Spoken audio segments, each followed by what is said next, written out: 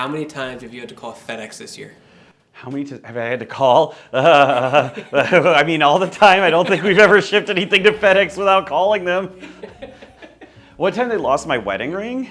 You have nothing more important to do. Call FedEx. Yeah. One time they shipped it to Austin, and then it got to Austin, and then I was like, I would like to pick it up, and they're like, nah, we shipped it back. Why don't you just go to UPS? Go to UPS at this point. Why do you go to FedEx? It's a complicated relationship. You wouldn't understand. It's been years since we've talked to you. Yeah. We saw it at PAX last year again. So what's going on with the game? Like, how has it improved over these last couple months? We launched in beta with one dimension, CEOwl. It actually was a huge success. Not that that should be a surprise to us, but we had it was a small beta. We had thought it was going to be, our group of most hardcore fans, and we ended up with over 500,000 downloads. So that was very exciting. The interesting thing is then we had a much larger community to manage. So we added events, which is really fun. I voiced the bad CEO in there to convince you to do these once a week events where you match make with some other players. We've done a ton of different improvements. It's been really great, right? Because to date, Owlchemy's never done an open beta like this, had these players. We've normally done very closed kind of friends and family testing and some other testing, and then we put the game out there. So yeah, we built all that, and then we built another dimension. And so the first dimension, again, was CEOwl, so that's our beta, trees and Seattle, and very normal vibes, right? And now we're gonna send you to hell. So it's HEXAS, Hell plus Texas, and near and dear to our hearts because our headquarters is in Austin. And yeah, it's a really fun dimension. It really kind of turns a lot of the things on its head, and so we're excited to see that. And that dimension will be $4.99, but as long as one player in your party has the dimension, you can play it. So one pays, everyone plays. Is this your first, I don't want to say a live service integration to one of your games? Is this the first time you guys have kind of experimented with this? Yeah. Oh, we used to call multiplayer, but yeah, it's our first game that we're doing in a live service or updating it, right? We're not looking to become a microtransaction company. That's why we have a single dimension. It has all the cosmetics in it, everything at one price. We want to be really respecting players' time and money, but at the same time delivering cool content. And we can't just keep making content for free, so we have to charge it. That's the line. Where's the line in the You can. We can give you our email address, and you can PayPal us $20 a month if you want to. It has no perks, and it confuses our accountants, which is kind of cool. But yeah, no battle pass. You guys have been working on handless tracking for a long time. Is that something that's always evolving and changing, and you're finicking with it, or are you pretty much got it down now to a science? Oh no, it's always changing, right? Because it's you're marrying three technologies together. So, Meta or whoever the headset manufacturer is, they have their implementation. It goes into Unity, who has some implementation, and then we build on top of that. And we're always getting better, right? We're in the early days of hand tracking, and it's a lot like being in the early days of controllers. I think a lot of people forget that the PlayStation VR1 had Move controllers, and in the really early days of that, the tracking was terrible. They just float away. And it was light tracking, wasn't it? They used it was light and IMU. Yeah. So it was light and a chip inside that could detect where it was moving. But it took them a long time to really lock that in. And so we're kind of in the same boat with hand tracking. Each update that Meta makes gets us higher quality hand tracking, and then we can actually remove these systems we build to account for the errors that pop up when you're doing that. I know if you are working on it, you can't tell me, but how often do you think we'll get hardware rotations for Oculus Meta, and does that help you, or does that hinder you when they give you new hardware? It's got to open up, be fun things, but it's also got to create a lot of work. Yeah, I mean, the nice thing is it seems like the headset manufacturers are following the phone model, which is a little bit easier because the console model is tougher for upgrades because a lot of times they're we switched the chip, we switched all this stuff, and so the jump between any two versions of PlayStation or Xbox are pretty large, but the jump between two versions of Android phones, which is what most of the stuff is based on, it's not too bad.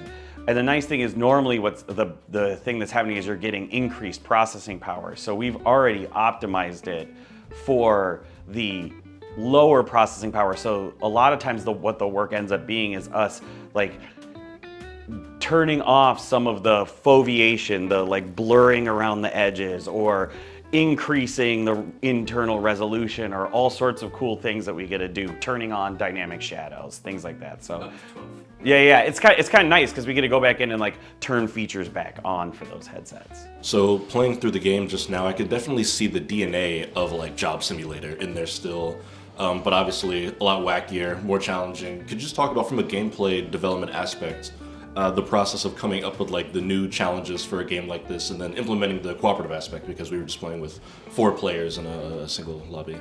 I did a GDC talk, which was very long, and you can watch that, about this. But essentially what happened is we came out of Cosmonius High and we had this like multiplayer framework that we had built for an internal tool.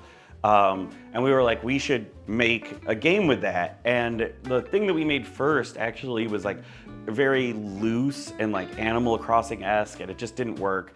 And we got to this point where we were like, oh no, Animal Crossing in VR is terrible, and this is not fun, and we're making a metaverse, and we don't really enjoy this.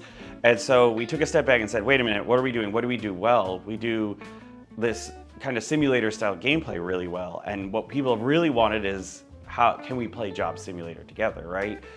And then we were like, okay, we should do a new IP so we don't have to figure out how to like show another. We've never shown 2 humans. Like, you might be the only human in Job Simulator.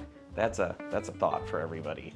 But we wanted a new IP so we could completely do that. So we started on that, worked on a new IP for a while, but we were still like trying to make single player work. And we had this real epiphany moment where we were like, we have to just commit. We have to commit and accept all the design constraints. And so, you know, as 2023 closed out, we were like, we're gonna make it work, and it's gonna be best with 4 players, and we're not gonna have single player, and we're just gonna go for it. And that like just opened up the game.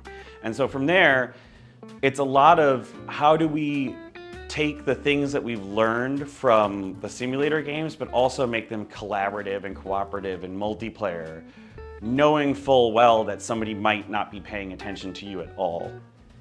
Like 0% listening to you. So you have to kind of balance that like chaotic gremlin aspect with the aspect of needing it. So sometimes we get compared to Overcooked, and in many ways we're like the opposite of Overcooked, right? So Overcooked is about execution. Like by the end of a session of Overcooked, you have like 6 friends shouting, "Yes, chef," right? And somebody screaming at the screen, right? And we're almost the opposite, where it's like, I don't know how we made it to the end of that, but somehow we all just like stumbled together and things slowly pieced together.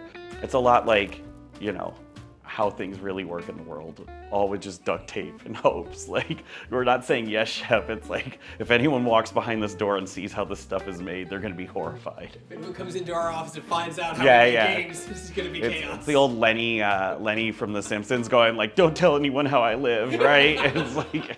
So, like, you know, you guys have been on the forefront for VR for, God, as long as we can remember, when we first got back to the PlayStation VR days when you were desperately trying to get your demo to work. Because if it's not working. Yes. And you guys continue to grow. Like, where do you think the VR space will be another year from now? Because you guys are always in the game every year. I'm glad that you're here. I'm glad you're talking. I'm glad you're still making games in the VR space. Where's it going to be, like, 12, we'll keep it simple, 12 months from now? Do you think it'll still be, like, you think we're going to come back to it? Because it's not gone, but people seem to teeter off interest. PlayStation lost interest. Big adults did. That's the thing. The interest isn't gone, right? The Gen Alpha is a VR native generation. I hear stories from parents who are like, yeah, at lunch, the lunchroom splits in half. People who have VR and are there to talk about Gorilla Tag, and people who don't. So I'm not even kidding. So as people age up, right, you're gonna see that. It's a lot like saying, yeah, the NES is whatever, who cares? Like, this gaming thing is, I guess, done because NES only has kids playing it, right? And then we all aged up. Then we all started joining, and then gaming came into the mainstream. And you're gonna see the same thing happen with VR. The thing that we're learning about VR, and our theory with this game that's been proven out now that we have all these players, is that there's 2 aspects that really define what people want in VR. And one is embodiment. You want to be yourself, but playing and having fun and pretending to be something. So you don't want to be told who you are. You don't want somebody babbling in your ear, like telling you what you're supposed to be thinking. You want to be like, I am, you know, this character, and I get to act as like me as I would act in that situation. So that's embodiment, right? True role playing. And the other is social. it's like, you wouldn't have thought that when we started with VR, that like that would be a core aspect, but our players and the people that are the most hardcore in the VR, they don't ask, can you add multiplayer? They ask, why can't my friends play with me, right? It's just an assumption. And so we're finding in many ways that like that social component is not some like there's multiplayer and single player, but it's becoming much more of a core defining component of what makes VR so special. Take us into the conference room where you guys talk about your humor process, how something goes from like an idea into your game. Oh, that's funny or not funny. Like, is it a chart? Is it a bar graph chart? What is it? It's a hierarchy, actually. Oh. Yeah. I did a whole talk internally on this. There's a hierarchy of humor, right? And so what you're trying to do is fit in the hierarchy. So at the absolute top tier is the jokes the players make between each other. So in our play test, one of the players went to put his hand on a countertop that didn't exist because it was in VR, and he fell, and that was funny to us. That's like the best joke, right? Or like people cackling because we're like milking this cow, and it's just like this like furious and awkward motion, right? Those are great. You want the humor the players make between each other. That's the top tier. And then we go down from there, right? And then it's like the environment and the jokes we're cracking around, and it's like the characters, and we kind of move down. And so what we're always doing is organizing on that. So we need to create a playful environment. We need to create humor. So for example, with the environment, what happens is we create bland versions, and you actually got to see the bland versions because we haven't filled it in, but there is a version where it's filled in. We create bland versions of it, and then we literally take 5 people and we go into the game and we just start picking up objects and just call out what we think the label should be. And we're like, it's this. So like the barbecue sauce is going to become extra virgin barbecue sauce because we thought it was funny that like it has like angel wings and everything in hell, right? And the peach thing has like it looks like a butt. I don't know how else to put it that way. It's like yeah. So that's how we do that. So you need the environment to be funny so people can pick things up. When the characters are saying lines, a lot of times we're gauging the lines to make you like have like a double take and be like, what did they just say? Because we want you to be playing. We don't want to be like, stop, it's cutscene time, right? And so everything we tell with story has to fit into your play. And then we're just building this humorous environment so that you all feel comfortable being goofy with each other and getting to that top tier of joke. What's taking AR so long, and what will it take to get to the level that VR is at now? The big issue you're having is that it's trying to replace something that we already have, that we already like, right? You're drawing big floating rectangles and you're doing just tasks that I could do on my monitor. And the thought is, oh, well, if we have an infinite canvas, that will just be better. But that is a little bit of a flawed theory because I kind of like feeling the actual sun on my face and like not seeing it through like a thing. And so walk around with ski goggles on in public. Well, and I think the problem is like people fucking hate technology. Like, and I mean that in like the nicest way, but if you go to like a random person on the street and you go, if I can shred your phone and you'll never have to use it again, you'll be okay interacting with the world, there'd be a large group of people who are like, done. Right? And so my point is not to be like it's good or bad, it's that we have to overcome that to get there. So whatever you do in AR has to be so good that you're willing to take somebody who probably doesn't want to do this and be like, no, it's worth putting on a heavy and sometimes warm piece of technology that has a short battery life to do this thing because it's so awesome that it's worth it. And VR does that, right? You can't replicate the experiences that we make in VR on a flat screen. Like, it just won't work. But if you say like, and your monitor is huge, they're like, or I could not put on the headset and do that. And so the thing that's gonna make it take off is really finding those spaces where it is valuable in a way that it isn't just a big floating rectangle. And so there's a lot of cool stuff happening with multimodalities or 2D entering into 3D space, or even starting in 3D or starting in 2D and jumping, like thinking of it as full screen.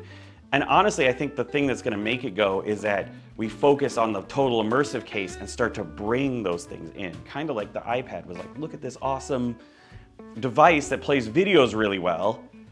And you're already on it, so you might as well answer an email. But it took a long time to get there, right? Think about what it was really good for a while was videos. And then it improved over time and people's comfort level got there because you're like, oh, I got my text message on here. I don't want to take out my phone. I'm already on this thing. I'll just answer that. If we can start doing that in VR, you'll start seeing people's comfort level increase to where it's not as much of a climb, and we'll start actually improving the software. But just telling somebody, put this on, it's better monitors is like, yeah, or I could just not and live my life how I've lived it, and there will be no discernible difference.